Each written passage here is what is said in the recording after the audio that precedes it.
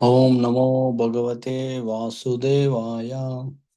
Om Namo Bhagavate Vasudevaya. Om Namo Bhagavate Vasudevaya. Narayanam Namaskritya Naram Chaiva Narottamam Devim Saraswatim Vyasam Tato Jayam Udirayat Shinvatam Swakata Krishna Punyashravana Kirtana Hridayantasto hi abhadrani vidunoti suhitsutam नष्टप्रायेषु अभद्रेषु नित्यं भागवत सेवया भगवती उत्तम श्लोके भक्तिर्भवति नैष्टिकी. Reading from Srimad Bhagavatam, Canto 4, The Creation of the Fourth Order, Chapter 12, Dhruva Maharaj goes back to Godhead, text 51 and 52. Jnanam ajnata tattvaya yodadyat satpate mrutam Krupalordinanathasya devastasyanugranate. Synonyms: Jnanam, knowledge; Ajnata Tattvaya, those who are unaware of the truth; Ya, one who; Tadyat, imparts; Satpate, on the path of truth; Amrutam, immortality; Krupala, kind; Dina Nathasya, protector of the poor; Deva, the demigods; Tasya, to him; Anugrah give blessings. Translation and purport by His Divine Grace A.C. Bhaktivedanta Swami Srila Prabhupada ki Jai. So, translation: the narration of Dhruva Maharaj is sublime knowledge for the attainment of immortality. Persons unaware of the absolute truth can be led to the path of truth. Those who, out of transcendental kindness, take on the responsibility of becoming master protectors of the pure living entities, automatically gain the interest and blessings of the demigods. Purport: Jnanam Ajnata means knowledge which is unknown almost throughout the entire world. No one knows actually what is the absolute truth. Materialistics are very proud of their advancement in education, in philosophical speculation, and in scientific knowledge, but no one actually knows what the absolute truth is. The great sage Maitreya therefore recommends that to enlighten people about the absolute truth, Tattva, devotees should preach the teachings of Srimad Bhagavatam throughout the entire world. Srila Vyasadeva especially compiled this great literature of scientific knowledge because people are completely unaware of the absolute truth. In the beginning of Srimad Bhagavatam, first canto, it is said that Vyasadeva, the learned sage, compiled this great Bhagavata Purana just to stop the ignorance of the mass of people. Because people do not know the absolute truth, this Srimad Bhagavatam was specifically compiled by Vyasadeva under the instruction of Narada. Generally, even though people are interested in understanding the truth, they take to speculation and reach at most the conception of impersonal Brahman, but very few men actually know the personality of Godhead. Recitation of Srimad Bhagavatam is specifically meant to enlighten people about the absolute truth, the supreme personality of Godhead. Although there is no fundamental difference between impersonal Brahman, localized Paramatma, and the supreme person, factual immortality cannot be obtained unless and until one attains the stage of associating with the supreme person. Devotional service, which leads to the association of the Supreme Lord, is actual immortality. Pure devotees, out of compassion for the fallen conditioned souls, are Krupalu, very kind to people in general. They distribute this Bhagavad knowledge all over the world. A kind hearted devotee is called Dina Natha, protector of the poor, ignorant mass of people. Lord Krishna is also known as Dinanatha or Dinabandhu, the master or actual friend of the poor living entities. And his pure devotee also takes the same position of Dinanatha. The Dinanathas or devotees of Lord Krishna who preach the path of devotional service become the favorites of the demigods. Generally, people are interested in worshipping the demigods, especially Lord Shiva, in order to obtain material benefits. But a pure devotee who engages in preaching the principles of devotional service as prescribed in Srimad Bhagavatam does not need to separately worship the demigods. The Demigods are automatically pleased with him and offer all the blessings within their capacity. As by watering the root of a tree, the leaves and branches are automatically watered. So, by executing pure devotional service to the Lord, the branches, twigs, and leaves of the Lord, known as demigods, are automatically pleased with the devotee and they offer all benedictions. Text 52. Idam mayate bihitam kurudvaha durvasya vikyata visuddha karmana tvarvaka krutana kani matu gruham cha vishnum sharanam yojagama. Synonyms and idam, this Maya by me, te unto you, Abhihitam described, Kuru Udvaha, O great one among the Kurus, Dhruvasya of Dhruva, Vikyata, very famous, Visuddha, very pure, Karmana, whose activities, Itva, giving up, Arbaka, child, Krida, Nakani, toys and playthings, Maatu, of his mother, Graham, home, Cha, also, Vishnu, to Lord Vishnu, Sharanam, shelter, Ya, one who, Jagama, went. Translation. The transcendental activities of Dhruva Maharaj are well known all over the world and they are very pure.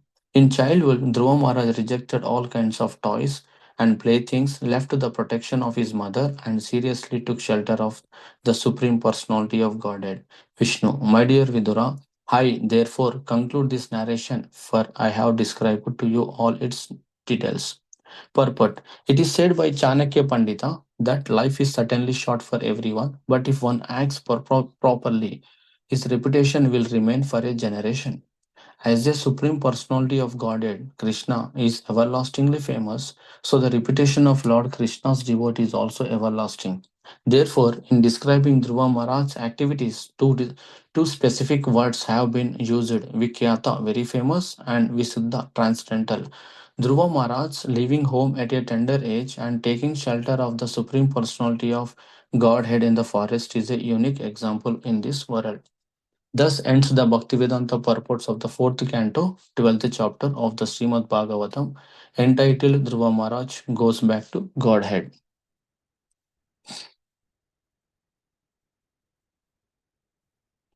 Om Om Ajnanatimirandasya Jnananjala Chakshur Unmitam Ena Tasmai Sri Gurave Namaha. Sri Chaitanya Manobishtam Stapitam Ena Bhutale Swayam Rupa Kada Mayam Dadati Swapada Nikam. नमो विष्णुपादाय कृष्णप्रेष्ठाय भूतले श्रीमते रमापदस्वामिनिधि नामिने नमो विष्णुपादाय कृष्णप्रेष्ठाय भूतले श्रीमते भक्तिवेदांत स्वामिनिधि नामिने नमस्ते सरस्वती देवे गौरवाणी प्रचारिणे निर्विशेष शून्यवादी पाश्चात्य देशाधारिणे जय श्री कृष्ण चैतन्य प्रभु नित्यानंद श्री अद्वैत गदाधर श्रीवासादि गौर भक्त वृंदा हरे Krishna Krishna Krishna Hare Hare Hare Ram Ram Hare Hare. I humbly bow down and seek blessings from all the assembled Vaishnavas. Thank you for giving me an opportunity to purify myself. And please forgive me for any shortcomings, interpretations, or my own speculations. Basically, I'm summarizing these verses from the purport. So, in the purport, Prabhupada is explaining about two facets, that is, the whole world is in ignorance, and the highest knowledge present in this Srimad Bhagavatam. And the second one is that one who gains this knowledge with kindness and distributes enthusiastically so that everyone will be benefited, so that they can give the chance to the immortality. So, Srimad Bhagavatam can dispel the ignorance, and in purport, Prabhupada says that no one knows actually what the absolute truth is. So, in the material world, we are seeing the materialistics are very proud of their advancement in education, like I have a PhD, I have published X number of papers, and so on, so philosophy, so on, so different type of speculations. And even if you see the scientific knowledge and like achieving the Nobel prizes, etc., a lot of advancement in the software like AI, etc., etc. But no one knows what the absolute truth is. Okay, well, we all know the most recognized genius personality in the 20th century is Albert Einstein. What he stated is that uh, why I'm taking this example is that it does not fit to the mold of the classic materialistic educated philosophical personality. Uh, because and also is not proud and also arrogant like so-called mundane materialistic. And this is what he said: if we want to improve the world, we cannot do it with scientific knowledge. We can do it with God consciousness. For example, Bhagavad Gita. And we all know that Bhagavad Gita is teaching us five major factors, that the relationship between these five factors, that is Jiva, Ishvara, Prakriti, Kala, and Karma. So these are five factors, nothing but five tattva, five absolute truths. So ultimately, when we want to improve the advancement in the material nature, we need to have the God consciousness. Otherwise, it's very difficult. We cannot do anything. So ultimately, the religion and science, they have to go together. Religion without science is a blind, and they are interdependent and have the common goal: search for truth. That is tattva, absolute truth. Similarly, Prabhupada also said in many lectures that our Krishna consciousness movement is the science of Krishna consciousness. It's a science. We are gathering this, it's a science, and we are trying to understand the truth. Prabhupada did not want to be like a religion thing or some speculative thing.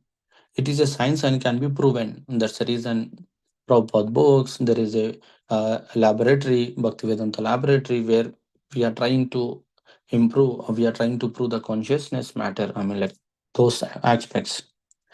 If one has a knowledge and not sure about the absolute truth, it can be led to the absolute truth through the Srimad Bhagavatam. That's what Srimad Bhagavatam is very important. So, in this Bhagavad Purana, as this Bhagavad Purana is compiled by Veda Vyasa under the instructions of Narad Muni, uh, why he did? Because to stop the ignorance of the materialistic people. The Vedas gives the right direction to people so that they can properly mold their lives and come back to Godhead, back to home.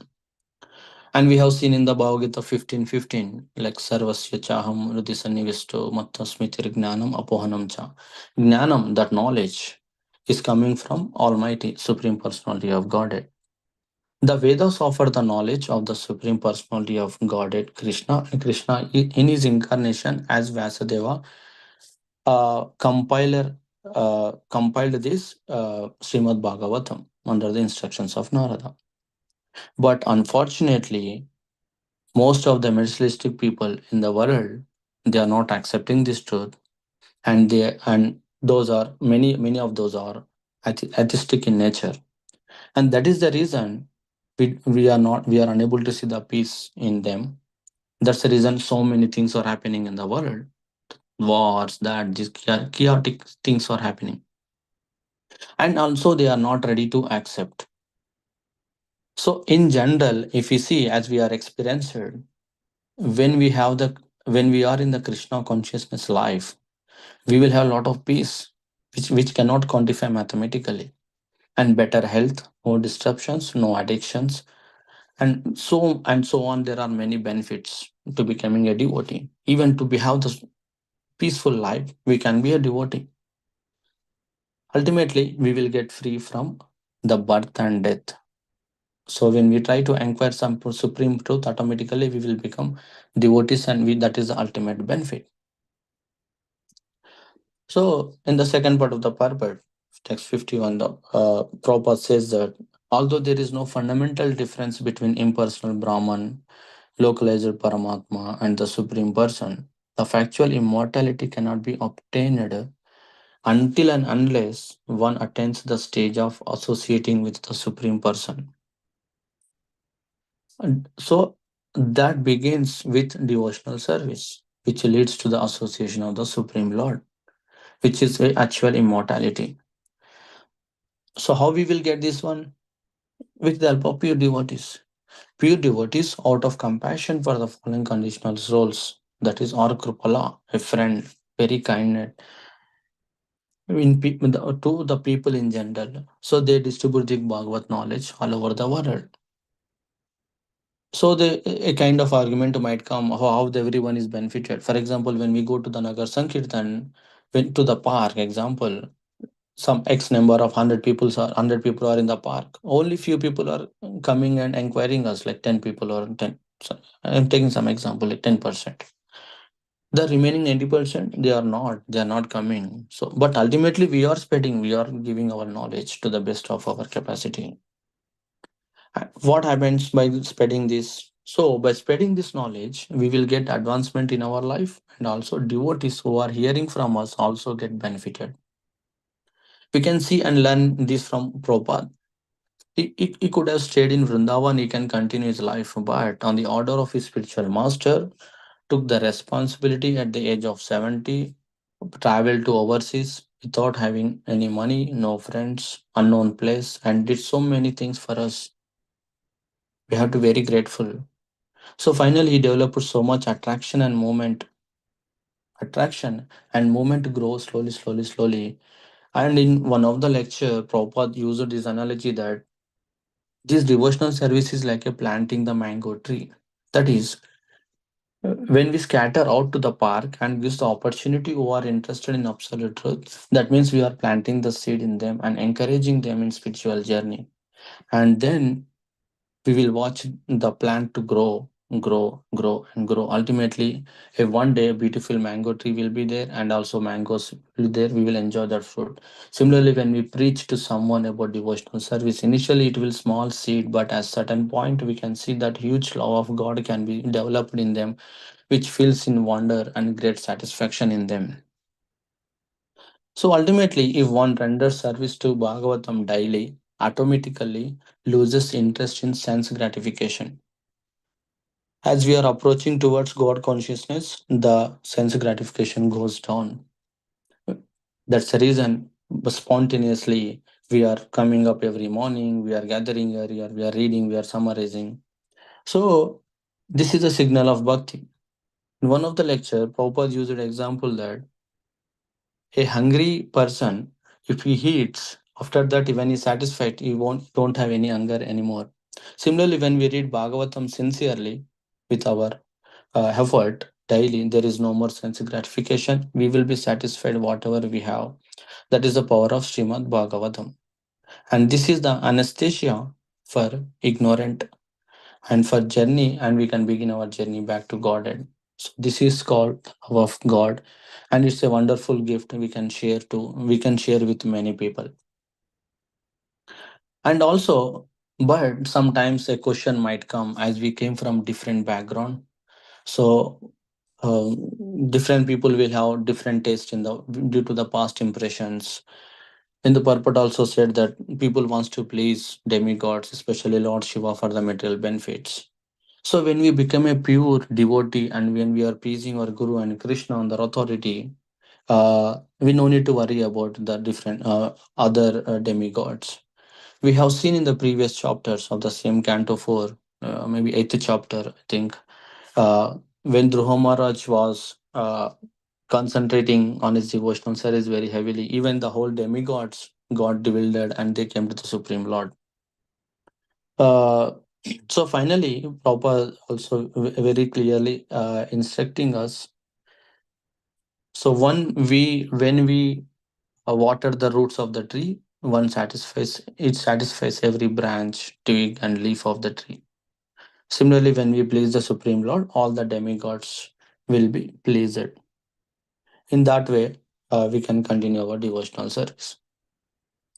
And in the text 52, as we have got limited time, we need to be very serious in our devotional service, but we need to know the ultimate truth why we are doing, because in the there are two words which are there in the purport, that vikyata, which is very famous, and vishuddha, transcendental.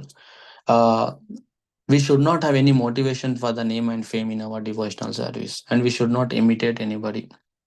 We need to do a devotional service to please Guru and Krishna. That's our ultimate motive. Even we will read 10 instructions in the morning before chanting, everything we will do, but ultimately, when we have the motive in the material nature, it will become for us, it will become tough for us to get that happiness and the spiritual growth. So that will block us in order to progress in continuation to our journey. So this is what my understanding, and once again, please forgive me for my any shortcomings. We'll stop here, and thank you again for the opportunity for my purification. Please forgive me. Vancha kalpatarubhasya cha kripa sindhubhya eva cha